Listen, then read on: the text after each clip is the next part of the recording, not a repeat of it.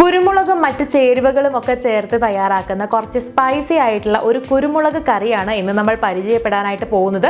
വളരെ എളുപ്പത്തിന് ഇത് വീട്ടിൽ തയ്യാറാക്കി എടുക്കാനാകും. ഇത് നമുക്കായി ഇന്ന് പരിചയപ്പെടുത്തുന്നു ജ്യോതി.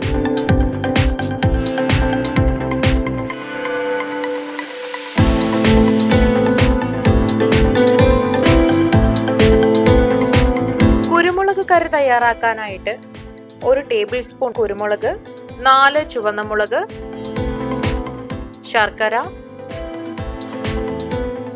എണ്ണ, ഉപ്പ്, പുളി,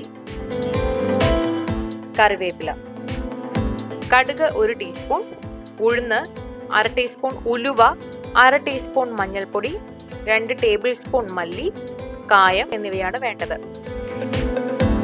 ഇവിടെ ഒരു പാൻ എടുത്തിട്ടുണ്ട്. ഇതിലേക്ക് നമുക്ക് കുരുമുളകും ചുവന്ന മുളകും മല്ലിയും ഉഴുന്ന്, കടുക്, ഉലുവ എന്നിവയിട്ട് നന്നായിട്ട് ഡ്രൈ റോസ്റ്റ് ചെയ്യണം. ഒരു 2-3 മിനിറ്റ് നന്നായിട്ട് ഡ്രൈ റോസ്റ്റ് ചെയ്ത് കൊടുക്കുക.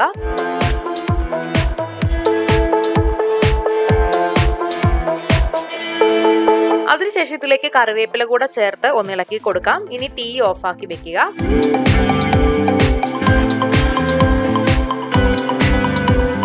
ഇതിന് കുറച്ചു നേരം തണുക്കാനായിട്ട് വിടണം. ഒന്ന് തണുത്ത് കഴിഞ്ഞ് ചൂടാറി കഴിഞ്ഞിട്ടുണ്ടെങ്കിൽ ഇത് മിക്സിയിലിട്ട് നന്നായി പൊടിച്ചെടുക്കുക. ഈ സമയം ഒരു പാനിൽ ആവശ്യത്തിന് എണ്ണ ഒഴിക്കാം. ഇതിലേക്ക് കടുക് ചേർക്കുക. കടുക് പൊട്ടിക്കഴിയുമ്പോഴേക്കും കായം, കറിവേപ്പില എന്നിവ ചേർത്ത് കൊടുക്കുക. ഇനി ഇതിലേക്ക് പുളിവെള്ളം ഒഴിച്ചു കൊടുക്കാം.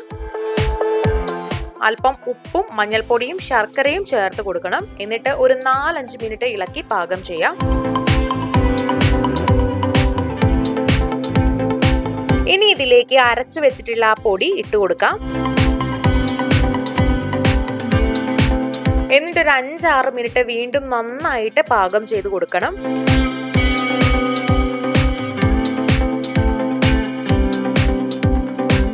കറി ഏകദേശം പാനിൽ നിന്ന് വിട്ടു വരുന്ന രീതിയിലേക്ക് ആക്കണം.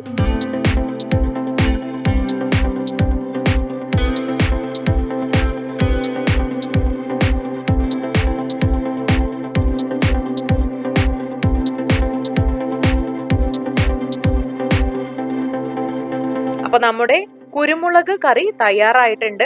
ഒരു ചട്നി പോലെയാണ് ഇതുള്ളത്. ഇത് നമുക്ക് റൈസിന്റെയോ റൊട്ടിയുടെയോ കൂടെയോ ഒക്കെ കഴിക്കാം. കുറച്ചധികം ദിവസം ഇത് ഫ്രിഡ്ജിൽ സൂക്ഷിച്ച് ഉപയോഗിക്കാനും പറ്റും. അപ്പൊ നിങ്ങളും ഇത് വീട്ടിൽ ട്രൈ ചെയ്ത് നോക്കുക. വളരെ പെട്ടെന്ന് തയ്യാറാക്കാൻ പറ്റുന്ന ഒരു കറിയാണ്.